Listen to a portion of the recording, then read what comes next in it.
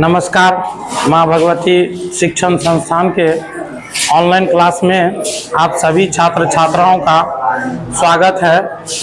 आज हम लोग क्लास 10th के केमिस्ट्री के दूसरे अध्याय अम्ल, क्षार और लवण पढ़ने के लिए जा रहे हैं।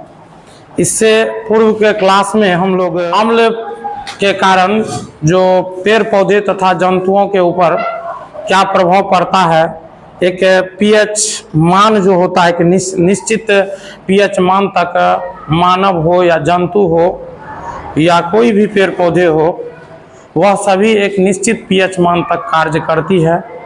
इसके बारे में हम लोग क्लास में पिछले क्लास में चर्चा कर लिए थे। कुछ दिनों से हम आपको एक वीडियो नहीं दे पाए थे, नहीं डाला गया था यूट्यूब पे और हम अनुपस्थित थे, और अब आप लोगों को फिर से पुनः कंटिन्यू लगातार आपको हर एक वीडियो टाइम पे मिलते रहेगा। हम उम्मीद करते हैं आप लोग ज़रूर मेहनत करते होंगे, और ख़ास करके जो बच्चे लेट से आए हैं, लेट से क्लास ज्वाइन किए, उनसे यह रिक्वेस्ट करना चाहता हूँ, जो आप लोग जो पीछे जो क्लास पढ़ाई हो चुकी है उसको आप जा कर के यूट्यूब पे वीडियो देखिए। यदि आप वीडियो देख लीजिएगा तो निश्चित रूप से आपको समझ में आ जाएगा, ये हमें उम्मीद है।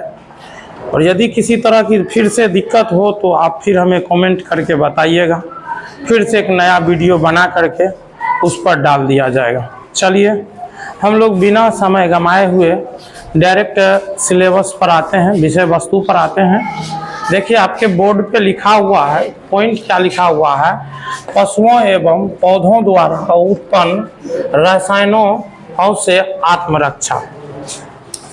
ध्यान से सुनिएगा, समझने का प्रयास कीजिएगा। कहता है पशुओं, या कोई जंतु हो या कोई जानवर हो, पशुओं तथा कहता है पशुओं एवं पौधों, या कोई भी पेड़ पौधे हो, उनमें क्या होता है, एक रसायन उत्पन्न होता है। जैसे कि मान लेते हैं हम लोग बात किए थे अम्ल, क्षार और लवण, ये चैप्टर आप लोगों का चल रहा है, और इसमें हम इससे पूर्व के क्लास में अम्ल, क्षार और लवण पर बात किए थे। अम्ल किसे कहते हैं, क्षार किसे कहते हैं, लवण किसे कहते हैं, और अम्ल से क्या प्रभाव पड़ता है, क्षारक का मानव जीवन पर क्या प्रभाव पड़ता है, अम्ल का मानव जीवन पर क्या प्रभाव पड़ता है।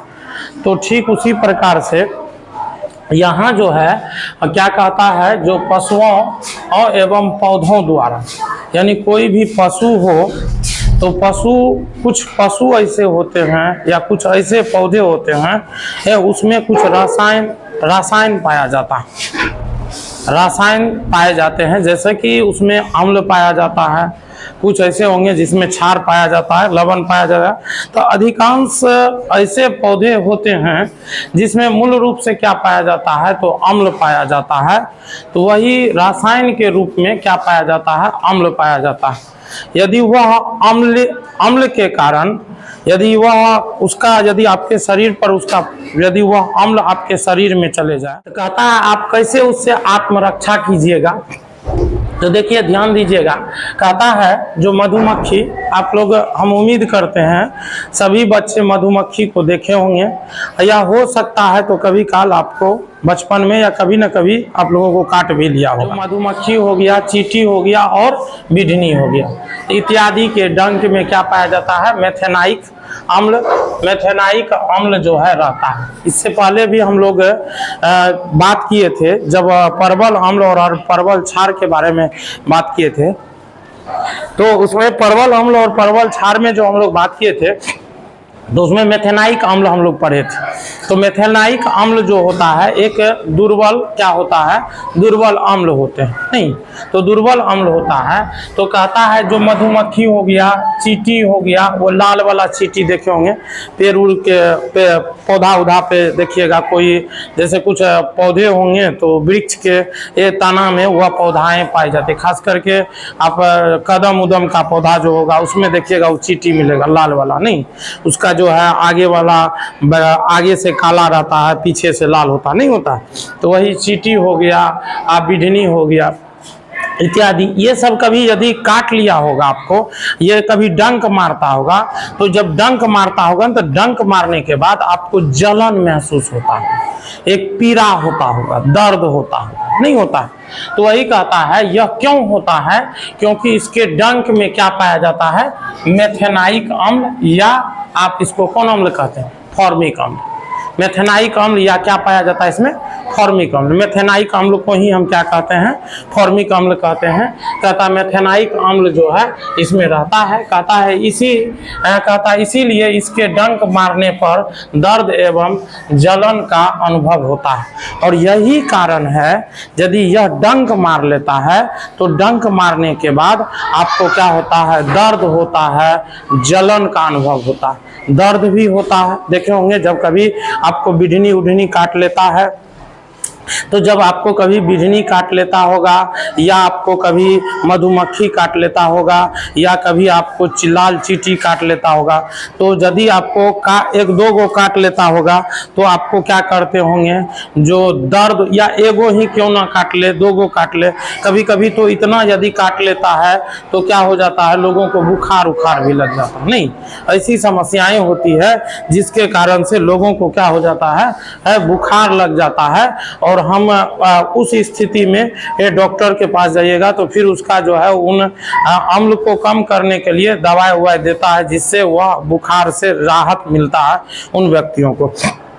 तो होता क्या है, जो वह यदि आपको एगो कभी काटा होगा या दो गो काटा होगा तो आप अनुभव किए होंगे तो दर्द होता होगा, बहुत ज़्यादा दर्द होता होगा। कभी कभी आप लोग बाइक उक पे चढ़ते होंगे, साइकिल उकल पे चढ़ते होंगे, या कभी आप खेत उत घूमने जाते होंगे तो वहाँ यदि बिढ़नी उड़नी काट लेता होगा, बाइक उक पे काट लेता होगा तो बड़ी जलन होता होगा। वहाँ एकाएक आप गाड़ी रोक दीजिएगा, मतलब बहुत जलन होगा, दर्द होगा, नहीं होने लगता। तो वही कहता है जो उसके डंक मारने से क्या होता है, दर्द एवं जलन का अनुभव होता है, दर्द भी होने लगता है और जलन का अनुभव होता है। कहता है डंक वाले स्थान पर बेकिंग सोडा जैसे दुर्बल क्षारकों का उपयोग करके क्या कर सकता है, आराम मिल सकता है। तो आप बेकिंग सोडा का बारे में आप सुने होंगे, आपके घर में भी होगा, जिसको आप बेकिंग सोडा या मीठा सोडा कहते हैं।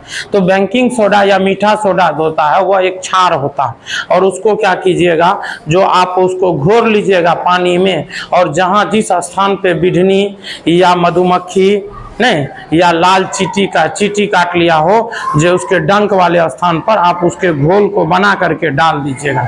और जब घोल को बना के डाल दीजिएगा तो उससे आपको क्या मिलेगा, आराम मिलेगा, अनुभव मिलेगा। क्यों? क्योंकि हम जानते हैं इसमें चींटी जो है आपको मधुमक्खी हो गया, चींटी हो गया और बिढ़नी हो गया। बिढ़नी कहिए या आप लोग बोलचाल की भाषा में बिढ़नी भी कहते हैं, नहीं कहते। तो वही कहता है इसके डंक में जो है मेथेनाइक क्या होता है, ये अम्ल है। मेथेनाइक क्या है, अम्ल है। और अम्ल को कहता है कौन चीज से, बेकिंग सोडा। तो बेकिंग सोडा जो है यह क्या, किस प्रकृति के, क्षारीय प्रकृति के। हम जानते हैं जब अम्ल और क्षार अभिक्रिया करता है तो वह क्या हो जाता, न्यूट्रल हो जाता, उदासीन हो जाता, नहीं हो जाता। तो जैसे ही अम्ल और क्षार अभिक्रिया करेगा तो अम्ल और क्षार अभिक्रिया करने के बाद वह उदासीन हो जाता, यानी कि उससे दर्द, जलन और पीड़ा से आपको क्या मिलता है, राहत मिल जाता। तो वही कहता है बेकिंग सोडा डाल दीजिए। या आपके घर में बेकिंग सोडा यदि नहीं है तो उस स्थिति में आप क्या कीजिए, जो बेकिंग सोडा नहीं है आपके घर में, तो उस स्थिति में आपको क्या करना है, जो अथी घोर लीजिए, साबुन होगा, साबुन का घोल बना लीजिए, और वह साबुन का घोल बना करके और उस पर क्या कर दीजिए, उस पर डाल दीजिए। किस पर डाल देना, तो जिस स्थान पर बिढ़नी, मधुमक्खी या चींटी काट लिया।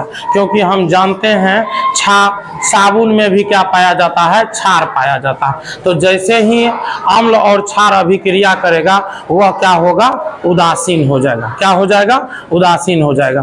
तो या आप क्या करना है, यदि आप घर में हैं, मीठा सोडा है तो बिढ़नी, मधुमक्खी या लाल चींटी काट ले तो उस स्थान पर यदि वह डंक मार दे तो उस स्थान पर मीठा सोडा का या बेकिंग सोडा का घोल, मीठा सोडा का ही हम बेकिंग सोडा भी कहते हैं, तो बेकिंग सोडा का घोल बना लीजिए, और उस घोल बना करके वह क्या करना है, उसके डंक वाले स्थान पर डाल देना है। और जब डाल दीजिए लीजिएगा, तो उससे क्या होगा, आपको आराम होगा, रिलैक्स अनुभव होगी। या नहीं, यदि उस स्थिति में यदि आपके घर में ये बेकिंग सोडा नहीं है, तो उस स्थिति में क्या करना है, साबुन घोल लेना है, साबुन का घोल बना लेना। और ज़्यादातर यदि आपके घर में कपड़ा धोने वाला साबुन है तो वह साबुन का घोल बना लीजिए।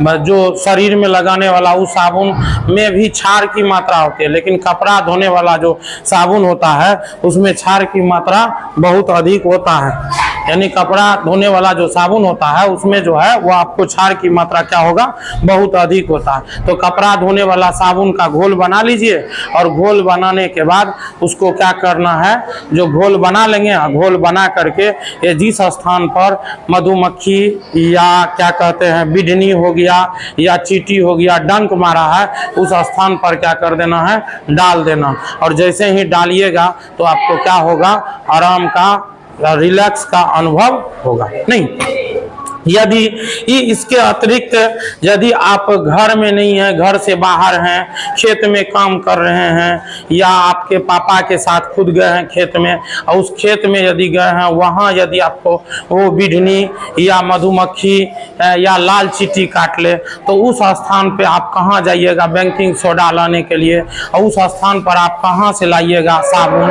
तो ऐसा तो पता नहीं है आपको, जो हम खेत जाएंगे हमको सब बिढ़नी काट लेगा, तो आप कपड़ा धोने वाला साबुन ले लीजिएगा, या एगो पानी कोनो चीज में बर्तन में ले लीजिएगा। चलिए पानी पीने का चीज है तो लेके चल जाइएगा, कहावत में है जल ही जीवन है, तो जरूरी है जल तो लेके जाना जरूरी है, तो जल भी लेके चल जाइएगा। लेकिन जब लेके चल जाइएगा तो वहां जाने के बाद जो है आप क्या कीजिएगा, वहां पता आपको थोड़े है जो साबुन लेके जाना है, नहीं ना पता। तो इस स्थिति में यदि आप घर से बाहर हैं, यदि आप वन में हैं या कहीं जंगल में हैं, तो यदि उस स्थिति में आपको यदि बिढ़नी काट लेता है या मधुमक्खी काट लेता है, तो बिढ़नी और मधुमक्खी काट लेने के बाद उस पर आपको क्या करना है, आप देखिएगा वही वन में, वही जंगल में कहीं ना कहीं आपको मिर्चैया का पौधा मिलेगा। अब ये मिर्चैया का पौधा, ये मिर्च नहीं समझ लीजिएगा, ये जो खाने वाला मिर्च होता है सो नहीं, मिर्चैया का उसी तरह का, जिस तरह का मिर्च का पौधा होता है उसी तरह का मिर्चैया का पौधा होता है।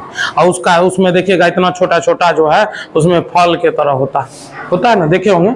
तो वह मिर्चैया का पौधा उखाड़िएगा और उसका यदि डंठल तोड़िएगा तो उससे उजला उजला एक दूध निकलता, व्हाइट कलर का एक आपको क्या निकलेगा, दूध निकलेगा। और उस दूध को क्या करना है, जिस स्थान पर बिढ़नी या मधुमक्खी या लाल चींटी काट लिया है उस स्थान पर क्या कर देना है, दे देना। और जैसे ही दीजिएगा तो देने के बाद उसमें क्या पाया जाता है, क्षार पाया जाता है। और क्षार के कारण उसमें अम्ल, क्योंकि बिढ़नी ही मधुमक्खी हो गया, बिढ़नी हो गया या लाल चींटी हो गया, तो उसमें फॉर्मिक अम्ल पाया ही जाता है। और मिर्चैया के पौधा में वह क्या करता है, मिर्चैया के जो दूध होता है उस दूध में क्षार होता है, और जैसे ही दीजिएगा तो आपको क्या मिलेगा, आराम का अनुभव होगा, रिलैक्स महसूस होगा। हम उम्मीद करते हैं सभी बच्चों उसमें मिर्चैया का पौधा देखे होंगे। यदि नहीं देखे हैं तो हम कल प्रयास करेंगे जो कहीं से मिर्चैया का पौधा लाए और आप लोगों को दिखाएं, ठीक ना। तो कल हम आप लोगों को प्रयास करेंगे, कहीं अगल बगल में होगा मिर्चैया का पौधा तो हम उखाड़ के लाएंगे और आप लोगों को दिखाएंगे। तो ये आप लोगों को क्या हो गया, तो एक तरह से ये सभी जानवर हो गया, कीड़े मकोड़े हो गए, जैसे बिढ़नी, चींटी, ये आपको मधुमक्खी, कीड़े मकोड़े हो गए। तो इसमें अम्ल होता है, यह अम्ल होता है, यदि काट लेता तो आपको दर्द जलन महसूस होता है। इससे आपको रक्षा कैसे प्रदान करना है, तो घर में है तो बेकिंग सोडा का प्रयोग करेंगे। बेकिंग सोडा नहीं होगा तब क्या करेंगे, कपड़ा धोने वाला या साबुन कोई भी हो, साबुन का घोल बना करके डाल देंगे।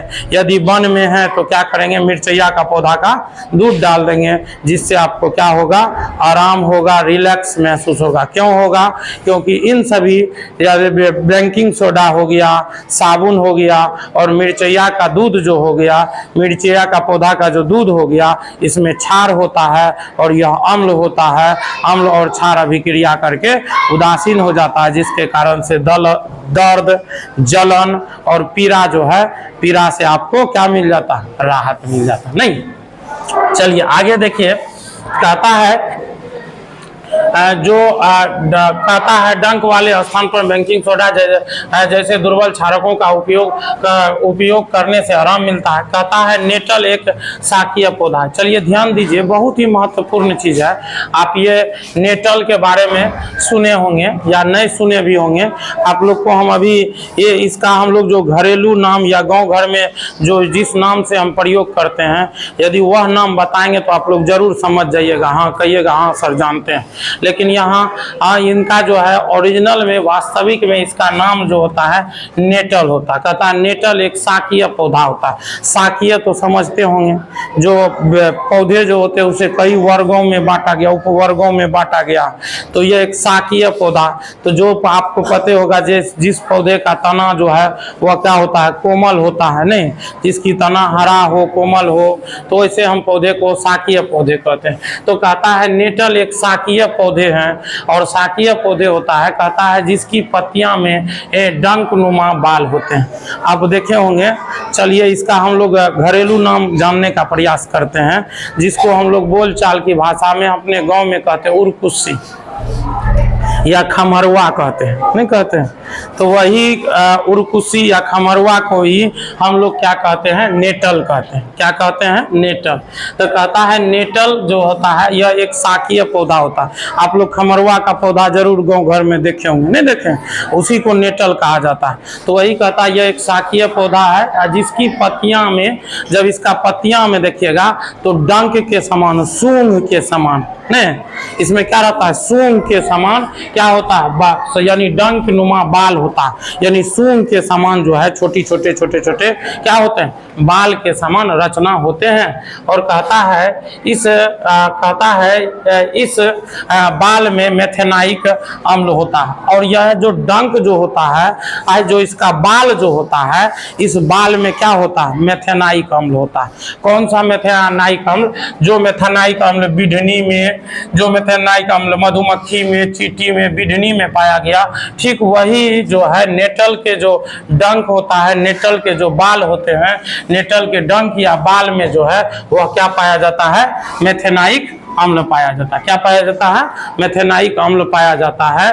और कहता है यदि गलती से इसके संपर्क में हमारा शरीर आ जाता है तो वो डंक के ये समान जो है दर्द एवं जलन होता है। कहता यदि गलती से इसके संपर्क में, यानी कि कहने का तात्पर्य है यह जो डंक नुमा बाल है किसके, नेटल के पौधे में, तो नेटल के पौधे में ये डंक नुमा बाल जो है, इन डंक नुमा बाल के संपर्क में ये हमारा शरीर जान के नहीं, गलती से, कोई गलती से यदि चल जाता है तो वह क्या होता है, डंक के समान।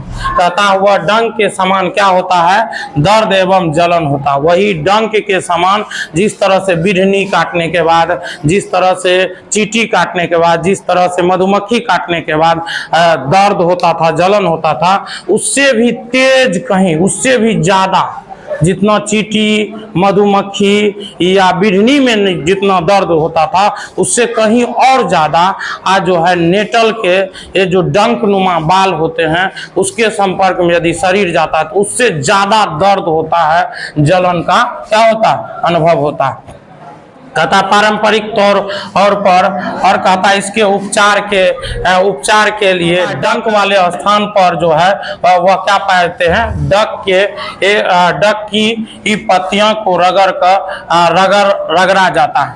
और कहता है यानी इसका यदि उपचार करना हो तो यदि जैसे कि मान लिया जाए आपको बिढ़नी उढ़नी काट लेता है, तो हम बताएं यदि बिढ़नी काट ले तो उस स्थिति में आप बेकिंग सोडा का प्रयोग कीजिए या साबुन घोर के डाल दीजिए, या आप कहीं वन में हैं, कहीं खेत उत में हैं, कहीं रास्ते में हैं, तो वहाँ उस स्थिति में कहीं मिर्चैया का पौधा मिले तो उसको उखाड़ करके उसका दूध डाल दीजिए, उससे आपको आराम मिलेगा, राहत मिलेगा। तो यदि आपको क्या कहता है, यदि कह रहा है जो नेटल के जो डंक होते हैं, तो नेटल के डंक यदि आपके शरीर में लग जाता है तो उससे भी दर्द होता है, जलन होता है, पीड़ा होता है। और कहता है यदि आपका इसको उपचार करना है तो पारंपरिक तौर पर, यानी कि पारंपरिक तौर पर, यानी कि कहने का तात्पर्य है जो वह नेचुरल तौर पर और जो पीढ़ी दर पीढ़ी एक तरह से देखा जाए तो पारंपरिक तौर पर जो है इसके उपचार के लिए तथा पारंपरिक तौर पर इसके उपचार के लिए डंक वाले स्थान पर और डक पौधे की पत्तियों को और रगड़ा जाता। अब देखिए एक ये कहने का तो डक जो है, यह डक का जो एक पौधा होता है ये बहुत ही महत्वपूर्ण चीज है और ये कुदरत का देन है, कि प्रकृतिक का देन है, एक परमात्मा का देन है, एक ईश्वर का देन है, जो यहाँ जहाँ पे आपको क्या चीज होगा, नेटल का पौधा होगा, उसी के अगल बगल में कौन सी का पौधा पाया जाता है, डक का पौधा पाया जाता है। किसका पौधा पाया जाता है, डक का पौधा। यह जो होता है तुलसी का जो पौधा देखे आप लोग, उसी तरह का पौधा होता है, उसी तरह की इसकी पत्तियां होती हैं। और जैसे ही इसकी जो डक जो होता है, डक की पत्तियां में ये जो है वह क्षारीय गुण होता है। कौन सा गुण होता है, क्षारीय गुण।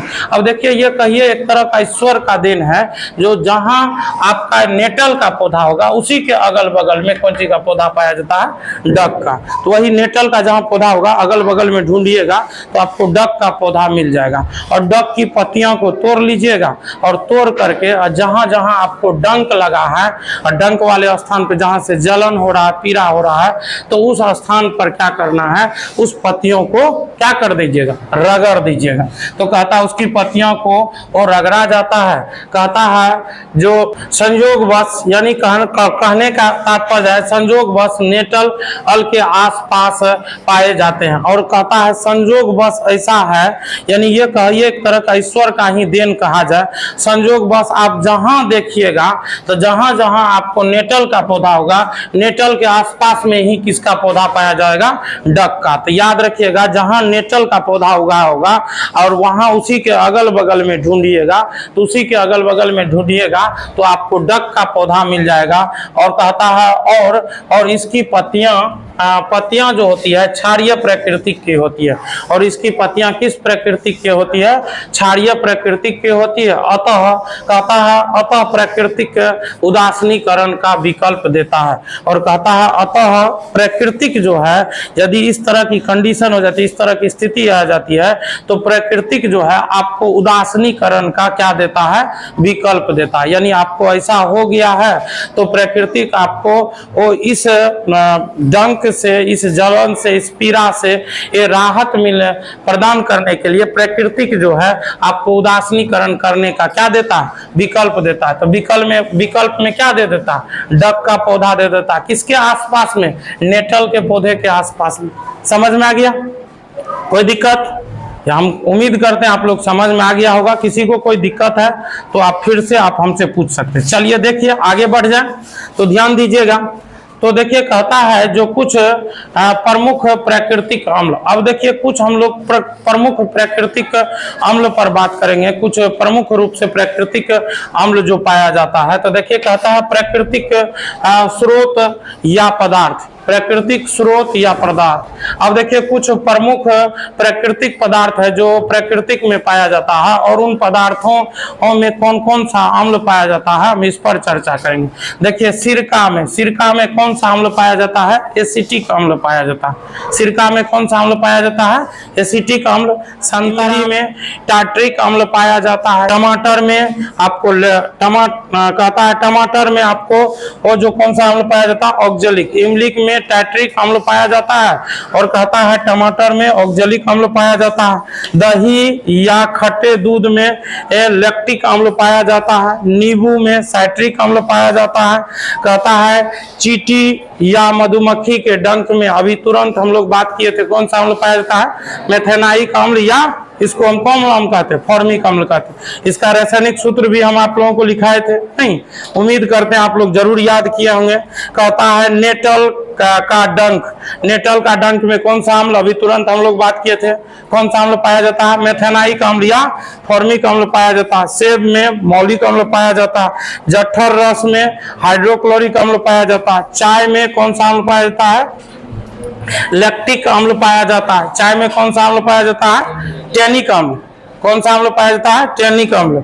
उसके बाद कहता है मक्खन में कौन सा अम्ल पाया जाता है, विट्रिक अम्ल पाया जाता, नहीं? सॉरी कहता मक्खन में विट्रिक अम्ल पाया जाता है और अंगूर में टार्ट्रिक अम्ल पाया जाता है। और मूत्र जिसको हम लोग पेशाब कहते हैं, पेशाब में जो है कौन सा अम्ल पाया जाता है? यूरिक अम्ल पाया जाता है। इस तरह से ये कुछ प्राकृतिक पदार्थ हैं और इन प्राकृतिक पदार्थों के ये अम्ल हैं।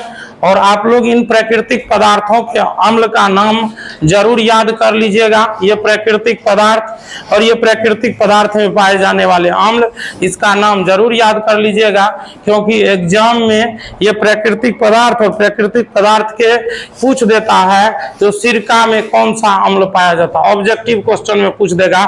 संतरा में कौन सा अम्ल पाया जाता है, इमली में कौन सा अम्ल पाया जाता है, टमाटर में कौन सा अम्ल पाया जाता है, दूध या कहता दही या खट्टे दूध में कौन सा अम्ल पाया जाता है, नींबू में कौन सा अम्ल पाया जाता है, चींटी या मधुमक्खी के डंक में, नेटल में, सेब में, जठर रस में, चाय में, ये मक्खन में, अंगूर में, मूत्र में, इन सभी चीज ये बहुत ही महत्वपूर्ण जो है यह क्या है? प्राकृतिक पदार्थ हैं। और इन प्राकृतिक पदार्थों में पाए जाने वाले ये अम्ल हैं। और आप लोग ये प्राकृतिक पदार्थ और इनके अम्ल का नाम जरूर याद कर लीजिएगा।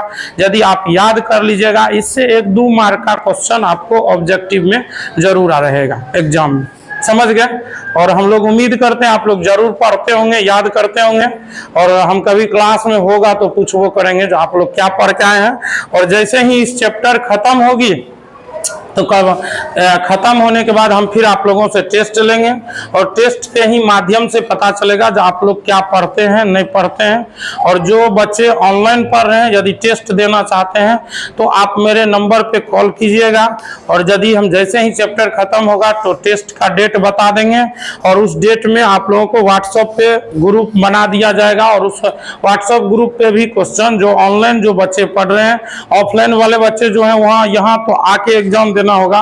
और ऑनलाइन वाले बच्चे यदि कोई ऑनलाइन पढ़ रहे हैं बच्चे वो एग्जाम देना चाहते होंगे तो उसको व्हाट्सएप के माध्यम से उसे क्वेश्चन भेजा जाएगा और समय दिया जाएगा, उतना देर के अंदर आपको आंसर बना के भेजना होगा।